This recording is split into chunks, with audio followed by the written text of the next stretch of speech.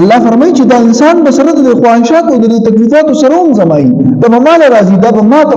یو ګره څومره ټول حاصل کړ په لږ وخت کې او تاسو څومره ډیر ټیم وشو نو د کشان انسان چې کوم دی دا چې په صحیح معنی کې دا ځان او پیژني علامہ اقبال سے وہی کہنا اپنے من میں ڈوب کر پا جا سراغی زندگی تو اگر میرا نہیں بنتا نہ بن اپنا تو بن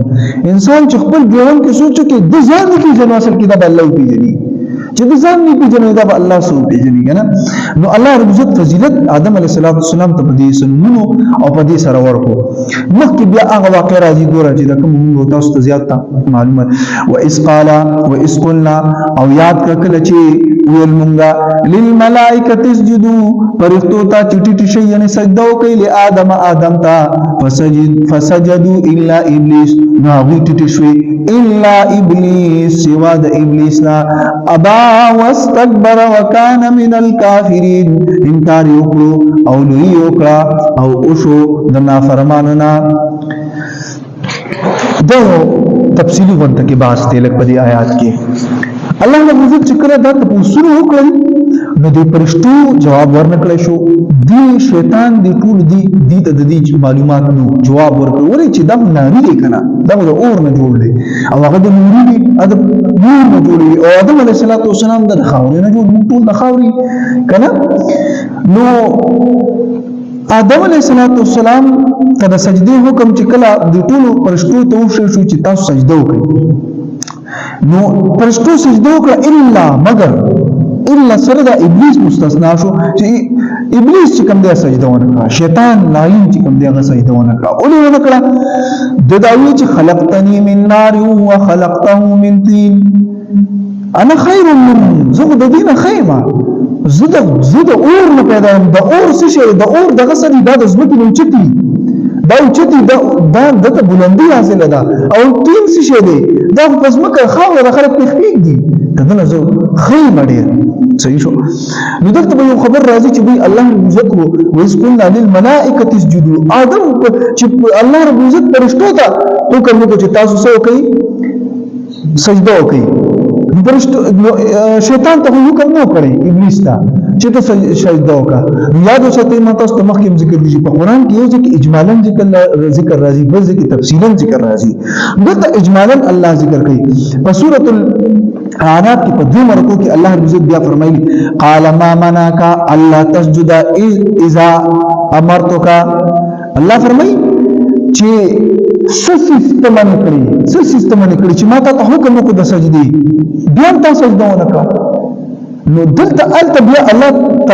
چې کوم جواب کړی دی په سورۃ الاعراف کې د دوی مصیبت کې وضاحت کله خبره واضحه ده تفصیلا قال ما منعك کوم یو سیستم نکړي الله تسجد چې تاسو د سجدي حکم شو او بیا نو بیا د الله سره شیطان سکی نو ګوره شیطان الله ته فرمایي اسجد لمن خلقت طینا آواز سجده وکما دې ستاسو کوم پیدا کړی د خالو نه دې ته سجده وکم لکه څومره د حقارت په نظر انسان ته چې کوم دی شیطان کې دی تکبر څومره لوی سیز دی دومره خطرناک د الله په محفل کې چې کوم دی الته الله ته سګيږي بې لان خبرې وسره کیږي گفتگو وسره کیږي باس کیږي د الله سره د باس کوي چې بې زديس دي دغه ته سجده کوم چې الله خاور نه پیدا کړي بیا بل څه کوي ارایتک هذا الذي كرمت آیت تا مال پما باندې دی خلق له دیتا دغه وکړه دغه دی چې تا پما باندې فضیلت ورکړې دیتا دا خلق دي چې تا باندې فضیلت ورکړې نو څومره په حقارت په نظر ګوري نو بیا چې الله رب عزت کړه د مردود کو او دنیا ته راولګو د زلالت او د رسوایی په شکل کې نو الله ته بیا دا خبره کوي زموږ محترم واوري قرآن کی راضی کہ اللہ تو وعزتک لا خرجت من قلب ابن آدم ما دام فيه روح یا اللہ زما دستا په عزت قسم وی د آدم دا اولاد چې ترسو پوری ژوند دی د آدم دا اولاد چې ترسو پوری ژوند دی دغه د روح او د جسم د معاملې د یو بل سره وی زبدا چرته هم تا پرې نه الله په ذات قسم وکړو. الله تعالی فرمایي وعزتي وجلالي لا حجبت عنه التوبه ما دام فيه الروح. زما دی الله فرمایي زما په عزت او په جلال قسم وي ترسو پورې چې د آدم د زوی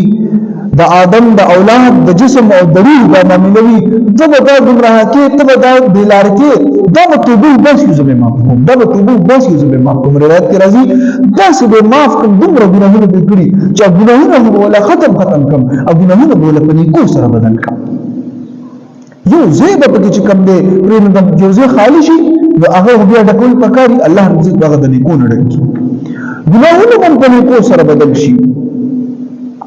الله ته څه ګران دي نو الله رب څومره لوی غیرت کړی دی